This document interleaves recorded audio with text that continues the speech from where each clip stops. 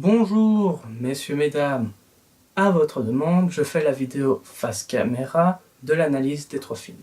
Alors, je vais commencer avec Valse avec Bakir. Valse avec Bakir est un film autobiographique d'Harry Folman sorti en 2008. Ce film va recevoir plusieurs prix, dont un Golden Globes Award en 2009.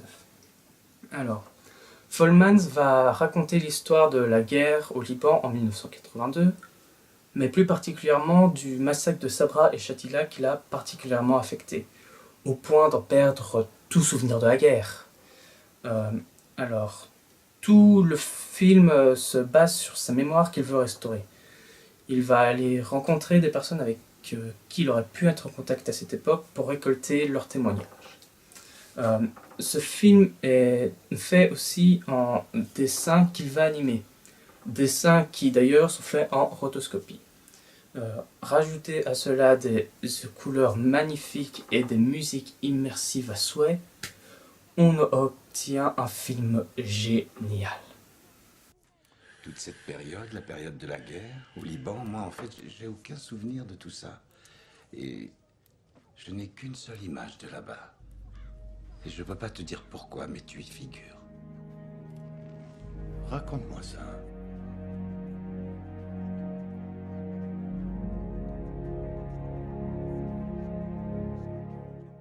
Ensuite, Les Géants de Bully Lanners est un film belge sorti en 2011. Ce film drama psychocomique va recevoir 5 prix sur 12 au Maghreb du cinéma. Ce film est tourné évidemment en Ardennes. Alors, Bully Lanners va mettre en scène l'histoire de 2 adolescents qui se retrouvent seuls depuis le départ de leur mère et par la mort de leur grand-père, qui n'ont plus d'argent et qui vont se faire arnaquer. Il y a un sens profond à cette histoire qui met en avant le comportement de jeunes sans influence parentale et qui doivent s'en sortir par tous les moyens. De plus, ces jeunes acteurs jouent bien mieux que ce à quoi on pourrait s'attendre. Le film comprend de magnifiques plans du paysage ardennais, mais n'inclure qu'une seule musique est un petit point négatif. Ce qui n'empêche pas au film d'être fidèle à sa réputation. Je le recommande à tous. Absolument tous. On n'a plus de thunes. Plus rien du tout. On a fouillé toute la maison, on n'a rien trouvé. Mais comment vous allez faire? Je sais pas. Tu veux louer la maison? Bah, t'as une autre solution? Une maison 3 chambres ici, ça se loue plus ou moins 850. Faut devoir partir 6 mois. Et tes parents, qu'est-ce qu'ils font? Enfin, Jour de fête de Jacques Tati est un film français sorti en 1949. Le cadre du film se situe dans un petit village de Sainte-Sévère-sur-Indre où Jacques Tati s'y réfugia en 1943 avec son ami Henri Marquet. Le film ne reçut que 2 prix au total, c'est pas beaucoup.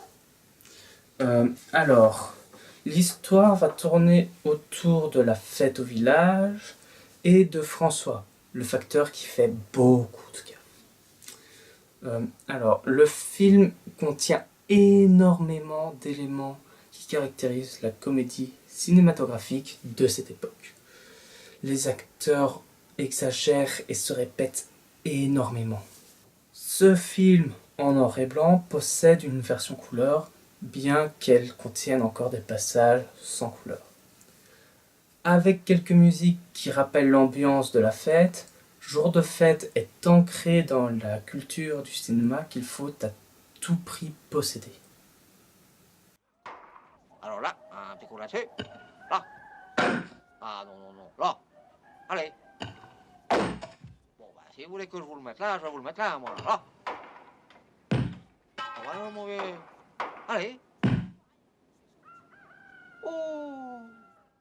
Et on te respectera, m'a dit ma maman. Je les regarde qui bataillent pour sortir du noir et connaissent pas la taille des problèmes que t'apporte la gloire. Une épée de Damoclès au-dessus de la tête, on ne sort jamais un...